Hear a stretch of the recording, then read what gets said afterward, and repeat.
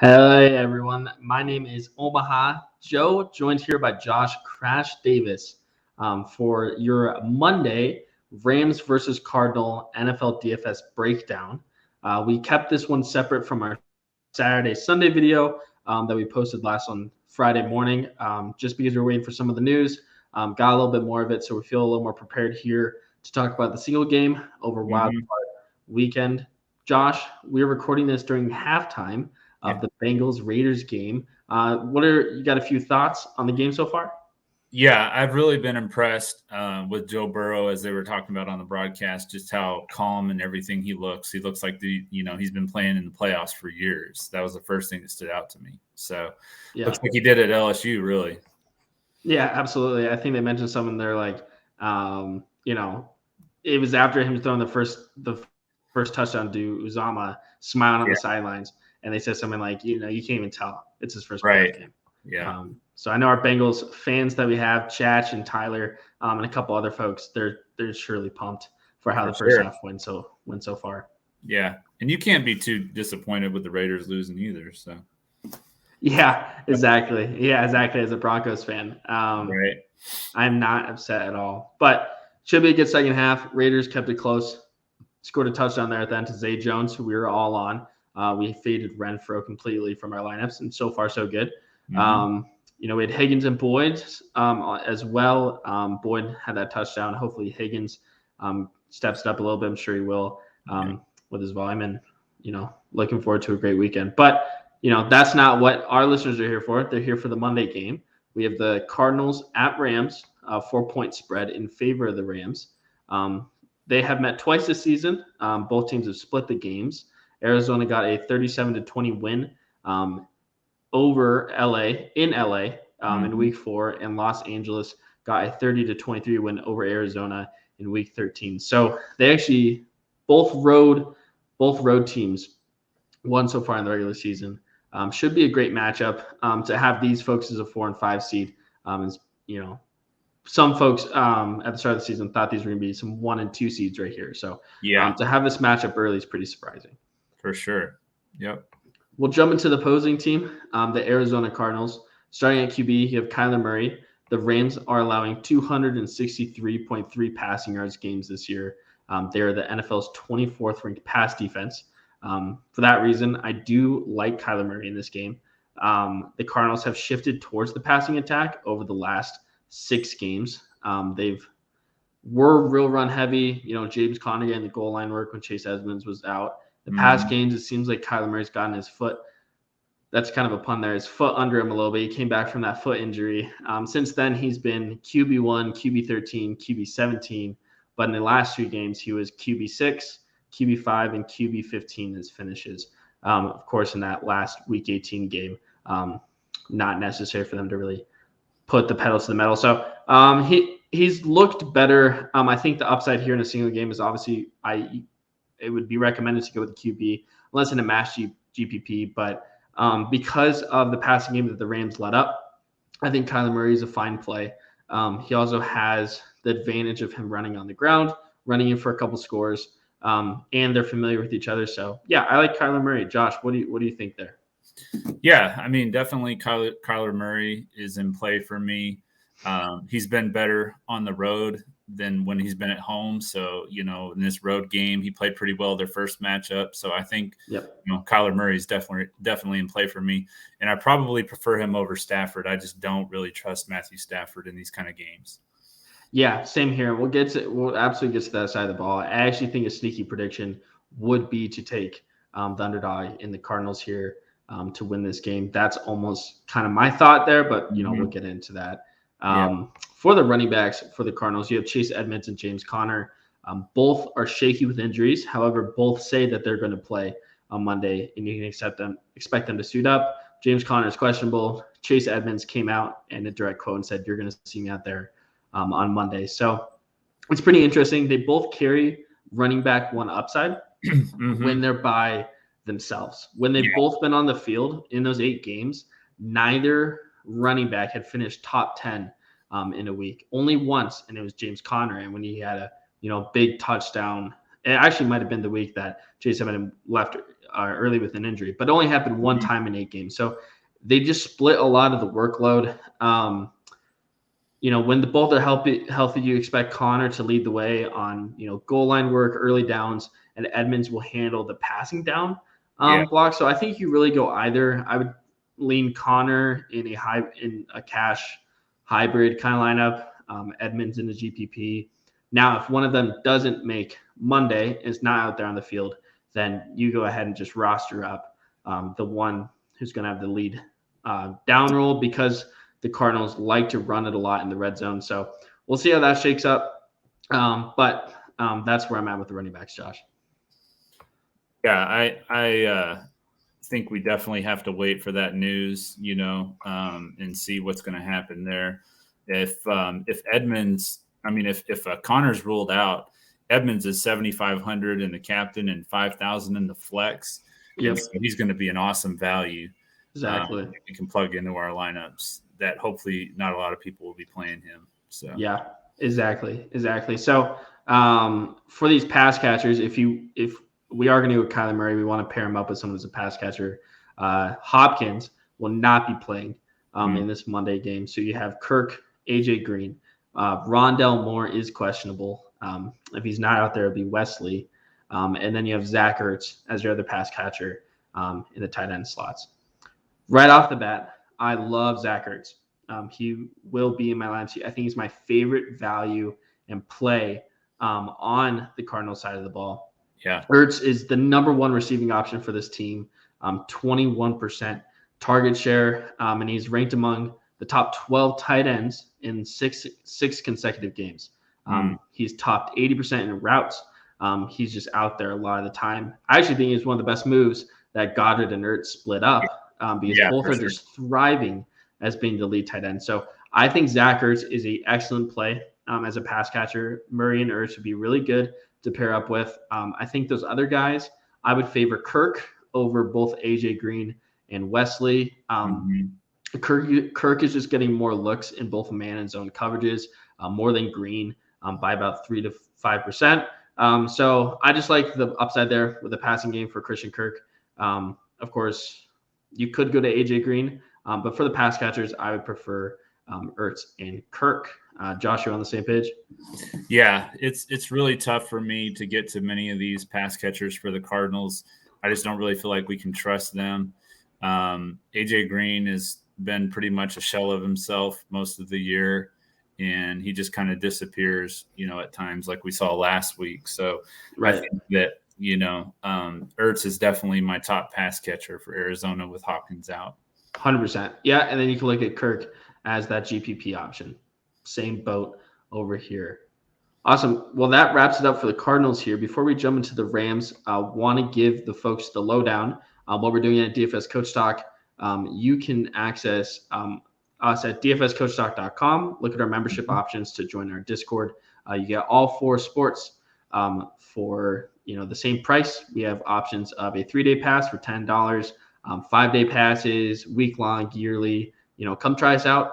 We do have our best deal out there today. It's a 4-sport deal, and the catch is you sign up now. It's the better the value. Runs through June, the end of the NBA, and the start of some MLB and PGA. It's basically less than $2 a day for each of our sports. And jump on that now, because the earliest you jump on it is when it's going to be the best value, right? So that's the time to join. You can check us out at dfscoachtalk.com. We give out full FanDuel lineups, DraftKings clipboard, and Yahoo lineups. And you can also check us out on Twitter at DFS Coach Talk, where we give a lot of insight over there as well. Perfect, Josh. Jumping into the Rams, I'll let you kick us off here at the quarterback spot. You kind of hinted at it earlier, but what's your take on Matt Stafford?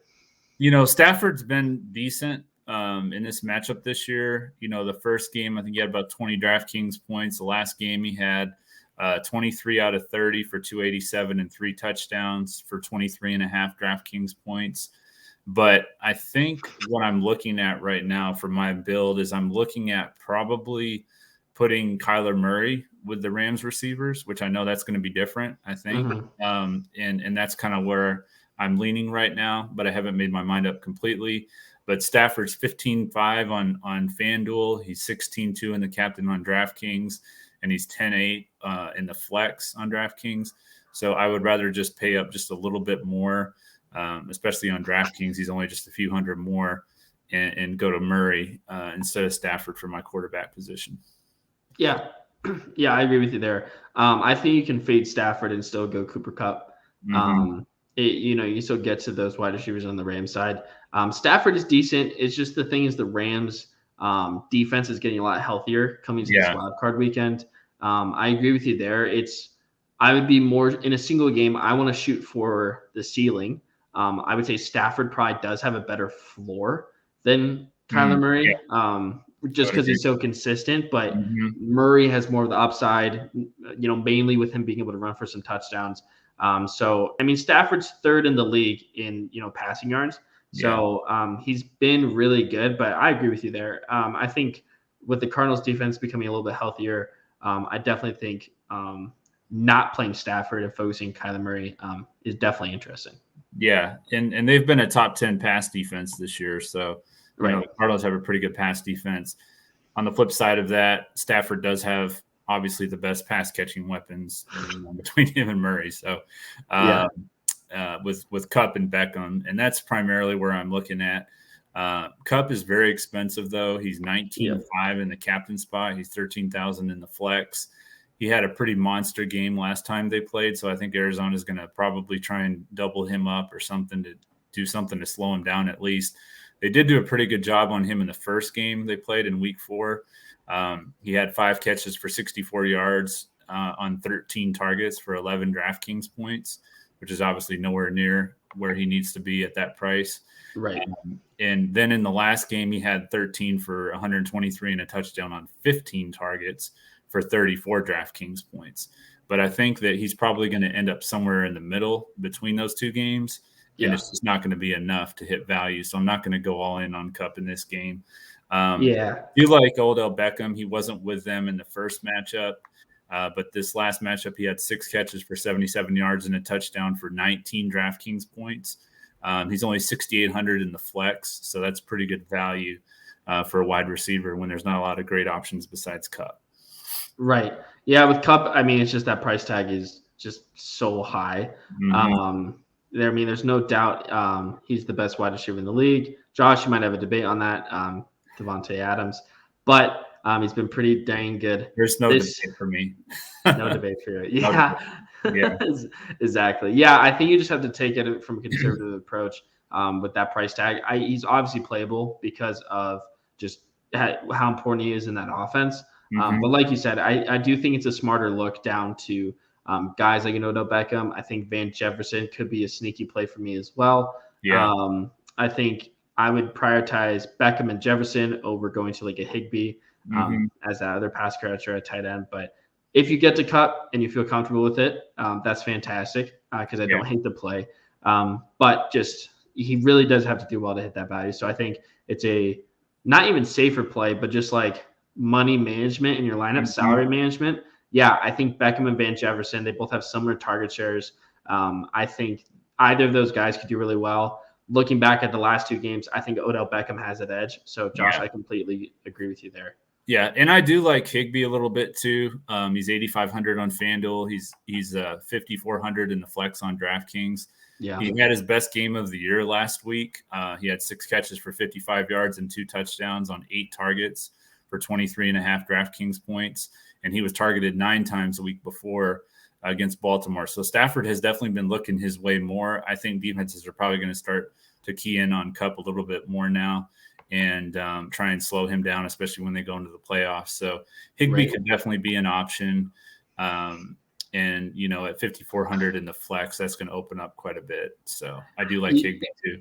Yeah, I was going to say that price on DraftKings is actually really nice for 5,400. 8K is actually really good on. It's decent on FanDuel too. That's probably where I'd price him at. That's where I would say most tight ends are priced at if they're middle of the pack. But at the start of the season, Higbee was running like 95% routes starting off in week 1. I know I picked him up in fantasy because I was like, he's out there every play.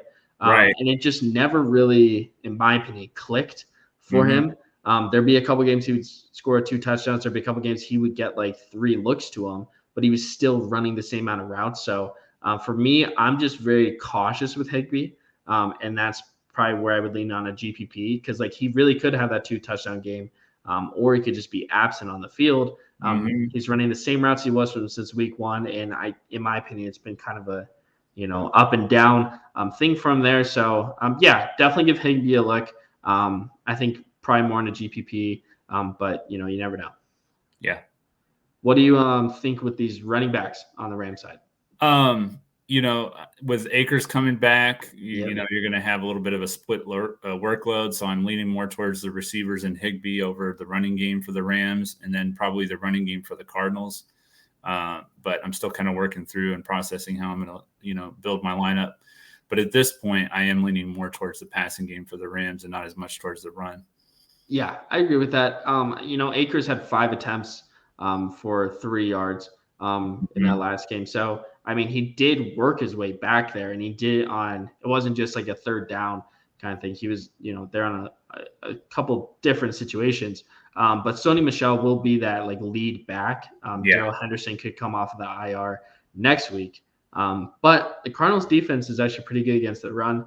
They've only allowed 109 rushing yards per game. They have the 13th best run defense, and they actually have the best defense against rushing touchdowns. They've only allowed 8 touchdowns on the ground. So I think the workload is there for Sony Michel. I don't think it'll be completely split. I actually kind of doubt Akers will get a good look because it's playoffs. Right. It's just back for week 18. The Rams had already solidified their, playoff spots, so throwing them out there, it's fine. But, in the crunch time against a really good Cardinals team, I actually think Sony Michel is that lead guy. His price tag is high because he's that lead guy. It just is a bummer that the Cardinals run defense is so good. And the more we talk about it, not huge on Stafford. Cardinals run defense is really good. Their cornerbacks on the pass defense is, back for the playoffs. And that's why I think you can take a really strong look at, the Cardinals with the spread or the Cardinals money line. I actually think it's going to be really close. I think Cardinals will lead some of this game. So I think this one's going to actually be a real barnstormer. It'll be close. And I think we've got a lot of digging in to do, Josh, with a couple of news waiting to break. For sure. What do you think about Prater? Do you like him at all?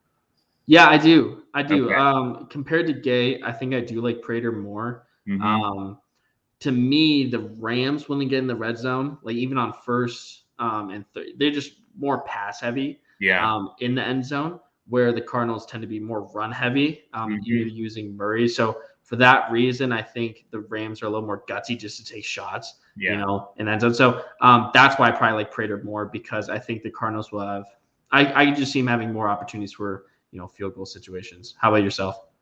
Yeah, I could definitely see that. Prater's more seasoned, so he's been in this kind of games before. So I think Broncos.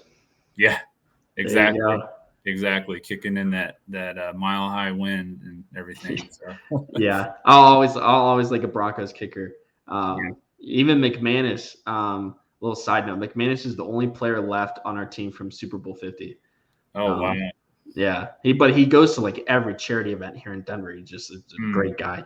So we love our kickers here in it's Denver. only been 6 years? So it's it was Vaughn and McManus were left on the team, and obviously Vaughn is playing in this matchup for the Rams. So awesome, Josh. Well, that wraps it up for our wild card weekend. Finishing off with the Monday single game. If you enjoyed the podcast, please let us know with a like and subscribe. You can actually give us a rating now on Spotify. That just came out, and that's new. So if you're listening over there, be sure to check that out.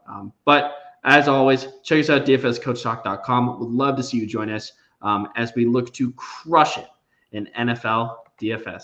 Thanks, everyone.